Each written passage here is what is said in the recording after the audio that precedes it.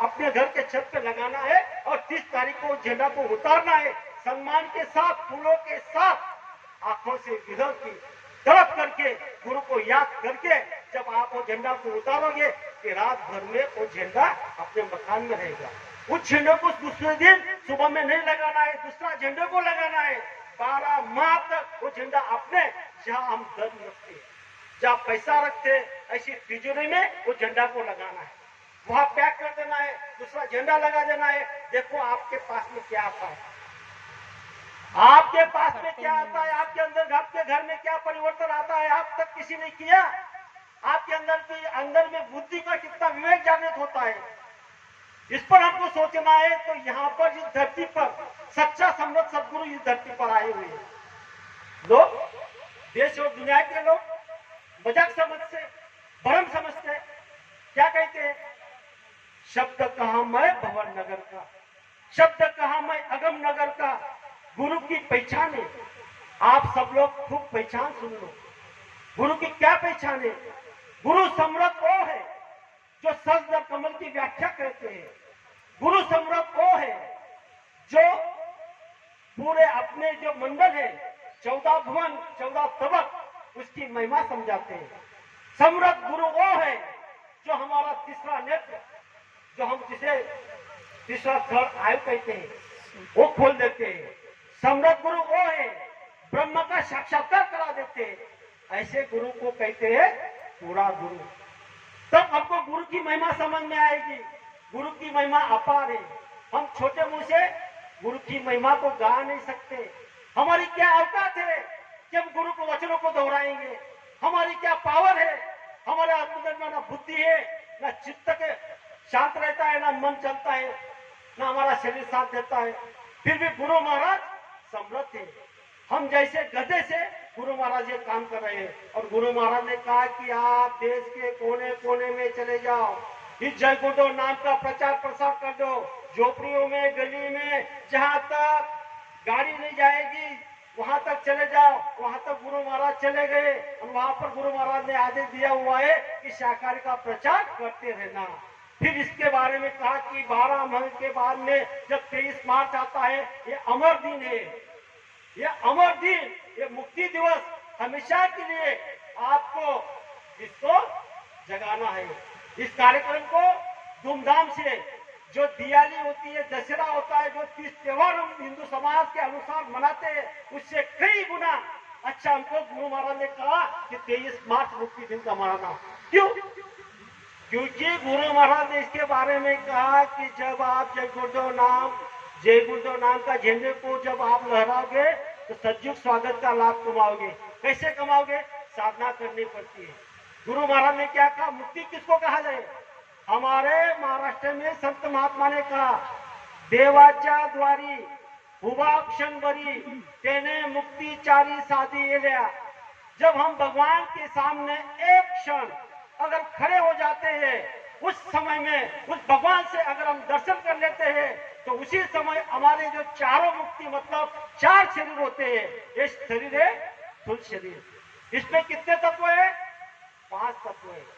जल, पृथ्वी, अग्नि, वायु, आकाश, ये शरीर का अन्न, ये प्राण में। जब हम अन्न खाएंगे तो ये शरीर चलेगा। यही शरीर रहते हुए गुरु महाराज ने हमको साधना बताइए, ध्यान की क्रिया बताइए। ध्यान से हमको क्या करना है? सिमरन से हमको देव, जो भी जितने धनी है उनको क्या करना है? उनसे विनती करना है। चारों धनी से हमको क्या करना है? उनको रिझाना है। उनसे हमको क्या करना है? दया मांगनी है। जब चारों धनी को रिझा लोगे, 5वां धनी को रिझा लोगे, उस समय आपकी आत्मा इस स्थूल शरीर से जब आगे चलेगी, वो दूसरा शरीर होता है लिंग शरीर। लिंग शरीर है 17 तत्व का। 5 कर्म इंद्रिय, 5 ज्ञान इंद्रिय, 4 अंतकरण की शक्ति, मन, चित्त, बुद्धि, अहंकार और 3 गुण, रजगुण, तमगुण, सत्वगुण। ये 17 तत्व का जो शरीर होता है उसे लिंग शरीर कहा जाता है। और उसी लिंग शरीर को जो अन्न है उसका सुगंध का है। जब आप लिंग शरीर से आपकी जीवात्मा को साधना के द्वारा ऊपर उठाओगे तो आपकी आत्मा जाएगी तीसरे शरीर में, सूक्ष्म शरीर में।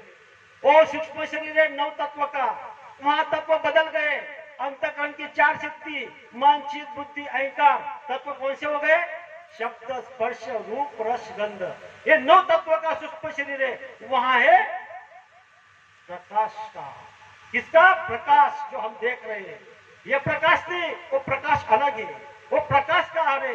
जब आप तीसरा शरीर को छोड़ोगे साधना के द्वारा और चौथा शरीर में जाओगे, वहां अंतःकरण खत्म, वहां सिर्फ 5 तत्व रहते हैं, शब्द स्पर्श रूप रस गंध। जब कारण शरीर में आप जाओगे और उस समय वहां का आहार क्या है? शब्द। कौन सा शब्द? अरे जो गुरु महाराज ने हम आपको दिया हुआ है। कौन सा शब्द दिया है?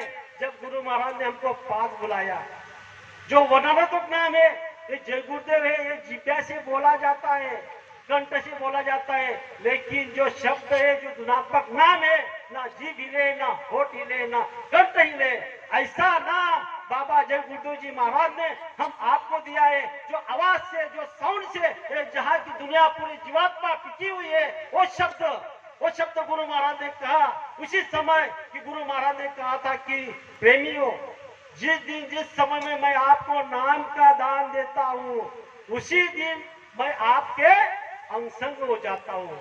अंगसंग कैसे होते हैं? शब्द स्वरूपी संग रहते, कभी ना होते दूर। धीरज रखियो चित्त में दिखेगा संत नूर।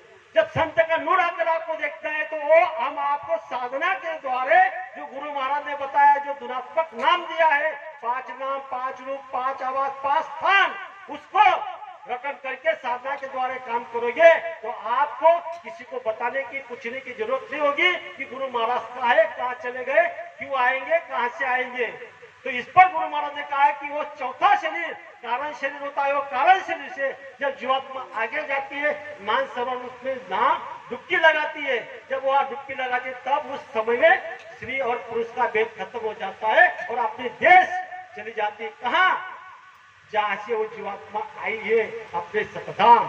आज तक किसी महात्मा ने जो आवाज नहीं लगाई, वो आवाज बाबा जय गुरुदेव जी महाराज ने इस धरती पर लगाई। कौन सी आवाज? हम आए वही देश से जहां तुम्हारा धाम, तुमको तुम्हारे घर पहुंचाना बस एक हमारा काम। गुरु महाराज का दूसरा कोई काम नहीं, आपकी जीवात्मा नर्क बना जाए, इसीलिए वो तिलमिला रहे हैं और पास बुला रहे हैं कि आपको मानव का शरीर मिल गया, अब की बार में काम कर लो। इसी के लिए गुरु महाराज ने कहा कि यह मुक्ति दिवस मनाया जाता है। ये चारों मुक्ति हमारे अंदर से गुरु महाराज ने कहा कि साधना के द्वारा उस पे ये जो आज जय गुरुदेव नाम का झंडा फहराओगे, सजू स्वागत का लाभ कमा लोगे, तो आपका सिमरन में, ध्यान में, भजन में एक पूरा समय लगाया जाएगा। 23 तारीख से 30 तारीख तक विचार करो। संतों की बातों में बड़ी बड़ी बातें होती है, जैसे केलों के पात में बातें होती है। और आज इस धरती पर संत वचन पलटे नहीं। पलट जाए ब्रह्मांड, एक बार ब्रह्मांड पलट सकता है, लेकिन संत के मुखारविंद से निकली हुई कोई भी वचन यहाँ कोई बदल नहीं सकता। एक पत्थर की लकीर बन जाती है, और जब वो समझाएंगे तभी हमको समझ में आएगी। हम उनकी महिमा को समझ सकते हैं, उनको पहचान सकते हैं, और जब वो पहचान देंगे तभी हमको पहचान आएगी। तो उन्होंने स्वयं परिचय दिया। क्या परिचय दिया उन्होंने? मैं हूं अनाम अगम अमाया, रहू मौज में अदर समाया, मेरा भेद न कोई पाए, मही कहूं तो कहन में आए, आशा निराशा के बस में ना मैं हूँ, मेरा खेल है मैं जानता हूँ, गुरु कृपा नहीं पड़ी सड़क पर, बीज ना बोए जाता खड़क पर, मेरा खेल को दूसरा कोई कर नहीं सकता, मेरा खेल को दूसरा कोई रोक नहीं सकता। इस पर थोड़ा विचार करो। गुरु महाराज ने और बताया कि मैं ऐसे जगह चले जाऊंगा कि आप मुझे ढूंढोगे, फिर भी मैं आपको नहीं मिलूंगा। मैं ऐसा गेट फंसाऊंगा, दुनिया का कोई कारागिर, कोई मैकेनिकल उस गेट को नहीं निकालेगा, चाहे वो गेट टूट जाएगा लेकिन निकलेगा नहीं। गुरु महाराज ने कहा कि मैं कोई महात्मा गांधी नहीं हूँ, कोई मुझे गोली मार देगा, कलयुग में कलयुग जाएगा, कलयुग में सतयुग आएगा, जब तक सतयुग नहीं आएगा तब तक मैं ऐसे जाने वाला नहीं, चाहे मुझे 400 साल जिंदा रहना पड़े। इस पर तो विचार करो कि हमारे बाबा जय गुरुदेव जी महाराज कौन है। इस धरती पर हर